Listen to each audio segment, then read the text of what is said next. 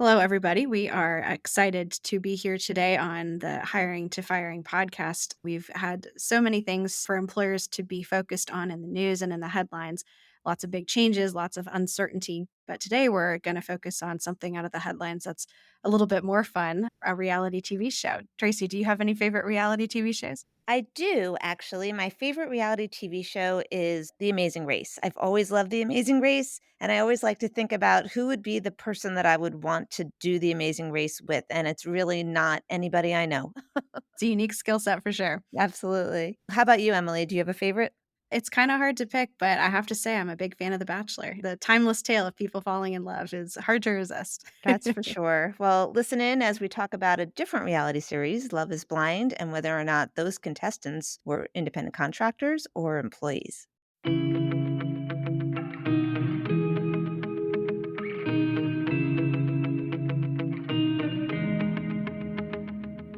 Welcome to Hiring to Firing the podcast.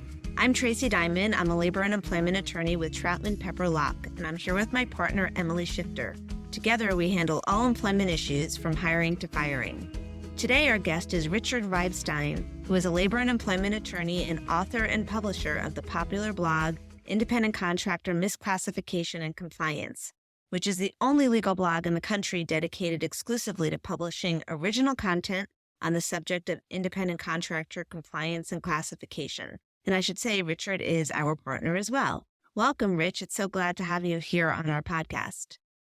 Why don't you tell us a bit about your practice and the blog? What made you focus on independent contractor issues in particular, and what makes the blog unique?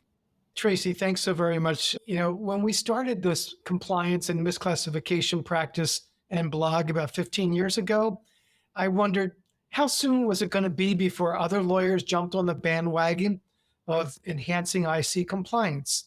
Remarkably, there are no other law firms that have focused on IC compliance, probably because there are so many different tests for IC status at the federal and state levels, such that other practitioners, they tend to shy away from giving advice or simply tell clients what they can't do.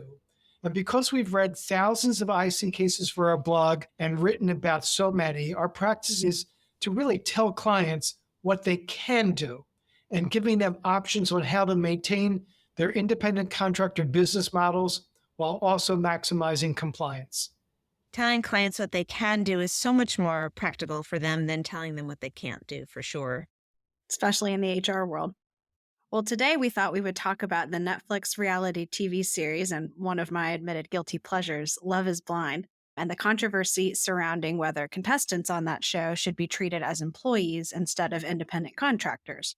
The show premiered in 2020, right before the pandemic, and it promotes itself as a social experiment where single men and women look for love and get engaged all before they ever meet in person. Our first clip gives a little explanation of what the show is all about. I've met the person I want to spend the rest of my life with. I've never seen her before. Here, you will choose someone to marry Hello. Nice to hear from you. Can't say see ya. without ever seeing them. 24/7. If you're ready to find the love of your life, Game time. the pods are now open. For 10 days, the contestants date each other while in pods, separated by a screen so they can't see each other. They meet face to face only after a marriage proposal is accepted, after which they head to a couples retreat at a resort for 1 week, where they meet the other couples who've also accepted proposals as part of the experiment. And many hijinks ensue, as you can imagine. After the couples retreat, the couples return home to live in an apartment complex where they meet their partners' friends and families, integrate into each other's lives, and plan a wedding, which is held, believe it or not, at the end of 4 weeks. During the filming, the contestants were each paid a $1,000 daily stipend. The show's been in the news recently for more than just wedding nuptials. In December 2024, the National Labor Relations Board issued a formal complaint against the show's production company, alleging that the company violated the National Labor Relations Act by misclassifying the contestants as independent contractors rather than employees. So before we dig into this case, Richard, can you explain what the difference is between an employee and an independent contractor, and why does this matter? Tracy, let me give you the short answer and then summarize the long answer. For employees, you can direct them as to what to do and how to do it. But for independent contractors, while you can direct them as to what to do, you can't direct them how to do it. If a company tells a worker or a group of workers how they need to perform their services, those workers are not independent contractors, they're employees. But even if a company doesn't tell workers how to perform the work, the company can turn the workers into employees under most independent contractor laws by directing and controlling a bunch of other factors. In assessing a company's compliance with most independent contractor laws, we look to more than 48 such factors. But there are also a bunch of laws that use an abbreviated test for independent contractor status, typically called an ABC test, which only examines 3 factors, and all have to be met. There aren't many of those states with ABC tests, especially after California's tortured history following their enactment of an ABC test in 2020. Many lawyers advise clients not to use an IC model at all in ABC states, but we've developed ways in which we believe companies can still comply with those more challenging laws. So the ABC states, even though it's just 3 factors instead of 48, that's actually the more restrictive states, right? It's a much more difficult test to comply with because when you have a lot of different factors, no one factor is determinative. Whereas with the ABC test, if you miss any one of the 3 factors, you're doomed if you want to maintain an independent contractor status. Rich, you alluded to California's tortured history. I know it's a long tortured history and beyond the scope of our podcast, but can you just give like a short little synopsis of what happened there in California? Sure. In California, the problem is that there are as many as 75 exemptions from the ABC test. And if you are exempt, you fall back to what I regard as a multi-factor test where I can use as many as 48 different factors. But there are so many exemptions that what has happened is that everyone is litigating for years over whether they fit into an exemption or not, and not whether they actually meet a particular test for independent contractor status. So either you're not exempt from the ABC test and you have to meet the restrictive ABC test in California, or if you fit within one of those many exemptions, then you have to still meet a test, but it's the broader 48 type factor test, right? Correct. And what happens is that most of the disputes now are, do they qualify for the exemption? And so it's introduced an entire new element of litigation that has really distracted from the focus that California tried to do, which is say, we don't really encourage independent contractors in the state. We'd like to have all people being employees with certain rights and benefits. The problem, unfortunately, is also, and this is a big problem in California, they swept into that category of folks that would be considered employees under the ABC test, a whole bunch of traditional freelancers that had been independent contractors for decades, whether they are photojournalists or, newspaper contributors and a whole bunch of other professional services. In addition, there's a ton of drivers, including rideshare drivers, that got swept in. And as you may recall, there was something called Prop 22 in California, where the voters basically said, we don't want our rideshare drivers and our personal shoppers to be covered by this ABC law. We like them to be performing the service that they're performing as independent contractors, because otherwise we think it's going to go away or our prices are going to increase crazy. So under the circumstances, other states that have looked at the California experiment have concluded, this is not for us. We're not going to go in that direction. Yeah, I know California in general and the complexities of trying to do business there is its own story, I think. But when you've got an employer who's got individuals working in California, but also in other states, it's got to add a whole nother layer of complexity if they've got a business model that's a little bit easier to challenge in California than others. Do you often see employers in multi-states facing that challenge? Most of our clients are in many different states, some of them in all 50 states. Oh, wow. And when we do that, when we talk to the clients, they realize that they may be solid in some states and iffy in some other states, but they're not going to change their business model. Very, very few companies have reclassified independent contractors to be employees. And those that have, generally, it's because these folks should never have been independent contractors to begin with. It was a weak classification, and it just wasn't worth it because there was no way that they could transform them into legitimate independent contractors. So they just decide, let's reclassify and make them employees. This seems to come up a lot for both Emily and me. I know because we've talked about this before in the context of due diligence and deals. And I often find that clients don't really understand the risk of and dangers of misclassifying independent contractors in terms of how much it could cost them in liability. And I know from working with you in the past, Richard, that that's a big issue, that liability can come from all different angles. You want to talk about that a little bit? That, I think, is really the crux of what we do as lawyers in our independent contractor compliance practice.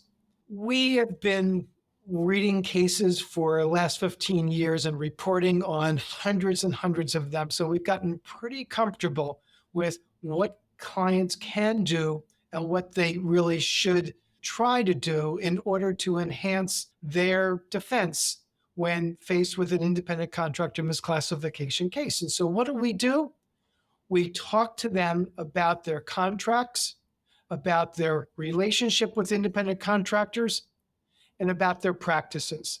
And we go over a huge number of factors, 48 or more. And what we do is we give them options. Hey, you can do the same thing and with the same result, being just as profitable if you do it this way rather than that way. And many of the clients say, oh, we never thought about that. And so what we learn is that there are multiple ways to skin the cat.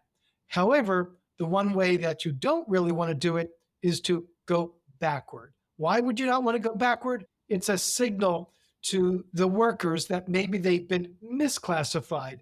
And all of a sudden, if you do that, A, you'll lose your most entrepreneurial independent contractors because they want to be their own bosses. And B, for others, you may prompt them to actually file a lawsuit against you. So clients typically prefer enhancing their independent contractor compliance instead of either giving it up or in some other way not elevating their compliance. This is what we do, and clients are so thrilled to actually realize that instead of worrying about independent contractor misclassification, which, as you say, can be a very substantial liability, they're now in a position where they are comfortable that they're far less likely to be sued, and if sued, they're far more likely to prevail. And if they get it wrong, it could be pretty expensive in terms of a government audit, in terms of unpaid overtime wages, unpaid benefits, unpaid taxes. It could come at an employer from all sorts of angles. So important to get it right. And that's what motivates companies to enhance their compliance and to say, hey, if we're at a C minus now, can you get us up to an A minus? And we say, yeah, B plus or A minus, we can get you there. Well, let's turn back again to Love is Blind, because this lawsuit really caused quite a ripple in the employment world. In our next clip, Nick Thompson, who was one of the contestants, along with one of the other contestants, filed a charge that led to the National Labor Relations Board picking up the complaint. Let's take a listen. Based on the investigation from charges filed by Renee Poche and I through the UCAN Foundation, the NLRB filed a complaint against Love is Blind producers Kinetic and Delirium for misclassifying the cast as independent contractors instead of employees. Well, why does this matter? Because employees have important legal protections and rights that contractors don't have. Protections like minimum wages, overtime pay, the right to speak freely about your working conditions, the right to organize, form a union. All of these things are prohibited in the Love is Blind participant contract. So many of the provisions covering confidentiality agreements, the $50K in damages fees if you decide to leave without a producer's permission, the $4 million arbitration filed against Renee, restrictions on doing other shows or press, legal retaliation threats, of which I got one myself, those are all deemed illegal. This means all of the cast members from Love is Blind can now speak freely about their working experiences without being punished by unlawful fines or threats of retaliatory legal action from the production companies. So clearly, this contestant felt strongly that he was an employee. But, Richard, what was the basis for the board's conclusion on its part that the contestants were employees? Emily, the NLRB's complaint doesn't articulate its reasoning. It relies almost exclusively on the contract clauses in the contestant agreement, which the producers refer to as a participant agreement. Essentially, those clauses in the participant agreement, as drafted by lawyers, contain a rather considerable degree of direction and control over the contestant's performance of services. So that's what the NLRB's regional director, who issued the complaint, is undoubtedly relying upon, the very contract produced and used by the producers. Talk about the law of unintended consequences, right? Here they did the right thing in putting a contract together, but it created bad evidence instead of good evidence. I am sure the lawyers are outstanding as commercial lawyers, but as independent contractor lawyers, there aren't many of those folks who actually draft these types of things around the country and do so in a way that enhances independent contractor compliance. Why is that? Because I see compliance is counterintuitive. A great deal of those things that you would think are consistent with independent contractor status are actually factors that are used against independent contractor status. Now, more importantly than the contract, however, is whether the contestants were in practice actually directed and controlled as to how they perform their services. We don't know that from the complaint because the complaint doesn't say what happens in practice. But oftentimes, what occurs in practice is a key determinant for independent contractor status. I'm going to assume that there is some level of direction and control over how the contestants perform their services, render their services. One doesn't need to direct and control, even though this is a performance. You don't really need to do that. The reason is that you can make suggestions. You don't have to give directions. You don't have to tell people that you have to do it this way. If you give them thoughts, suggestions, recommendations, and let them decide how they're going to actually render the services, that in many ways makes a far more compelling production. And in the world of independent contractors, where they're entrepreneurs, it makes them even more effective as entrepreneurs, and the return on investment is even higher. So you're telling me that they should just let it be unscripted the way that they claim? Well, that's what's so interesting about this, right? Because it's giving us this little peek behind the curtain of what really goes on with reality TV. From the TV viewer's perspective, these folks are out there just looking for love. And from the contestants' perspective, they should be treated like employees because they're under so much direction and control by the production company. So That's right. I don't know if you guys seen the show Unreal. I believe it's on one of the streaming services. I have. Isn't that a great show? It's sort of like a fake reality series and a total behind the scenes peek at all the manipulation that goes on to get the contestants to do what the production company wants them to do. So highly recommend it.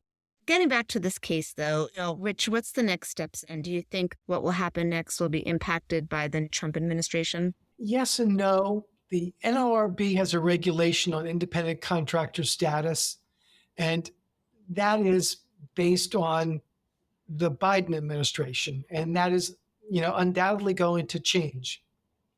But like most questions about whether some worker or group of workers are independent contractors or employees, they're likely to be found to be one or the other, regardless of which regulation is used. Why?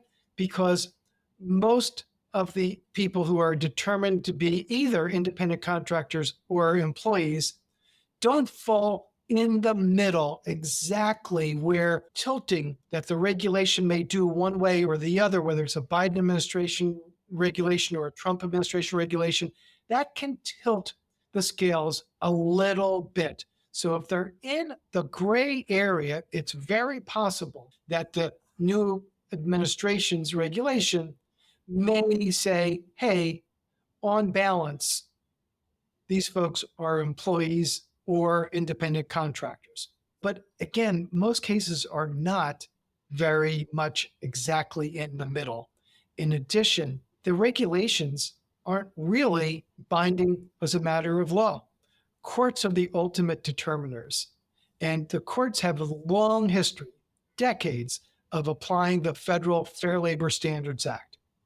They're not going to necessarily abide by any dueling regulation from one administration to the other when they have their own cases that they've relied on for decades. Particularly after Loper Bright, when there's less deference, getting rid of the Chevron deference for agency decisions.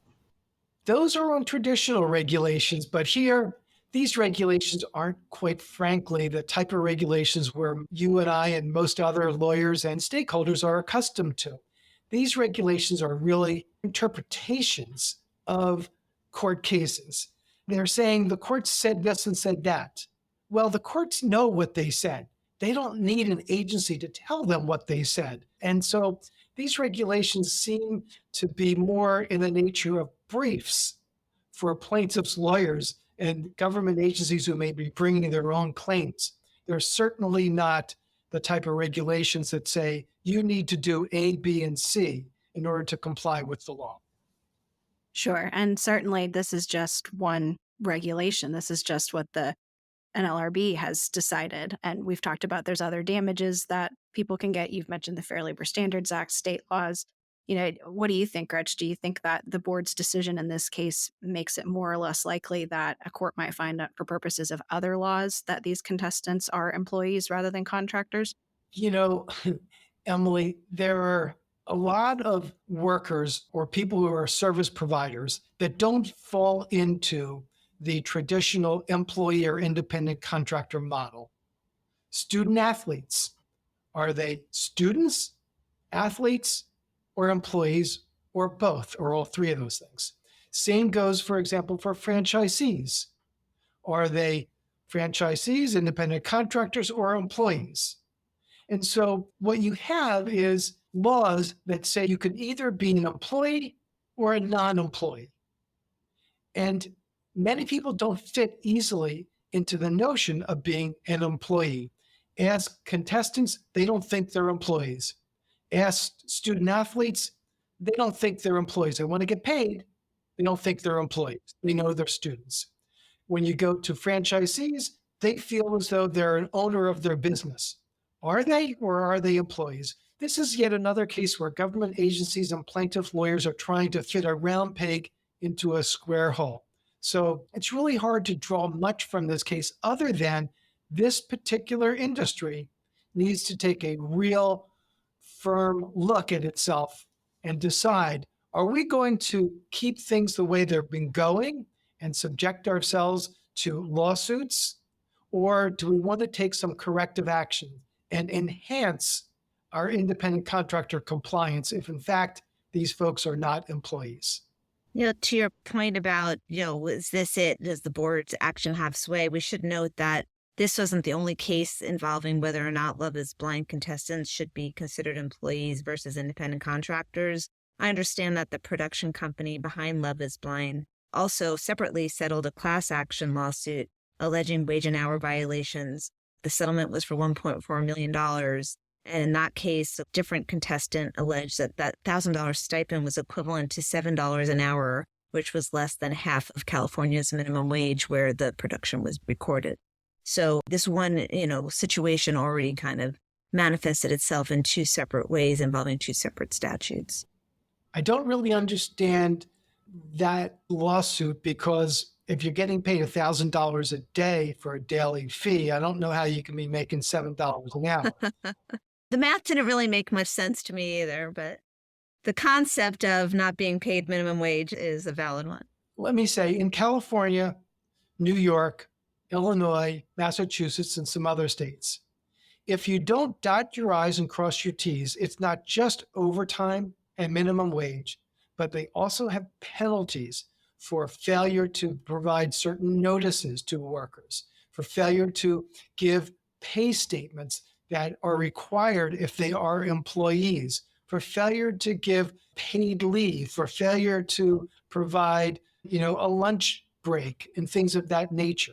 and there's penalties associated with those. And so unfortunately, for a lot of companies, those types of things, which really have a very valuable, role for workers who have been denied those things, when there's a question of whether it's independent contractor or employees, there's no independent contractors who are ever accorded those types of benefits because that's not consistent with an entrepreneur. It's not consistent with people who are not employees. Those penalties can add up considerably. And that's what sometimes causes these very, meaningful, substantial amounts in settlement.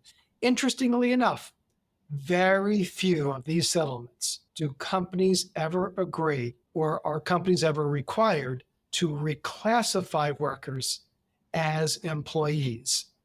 Instead, the lawsuits are about recovering some money.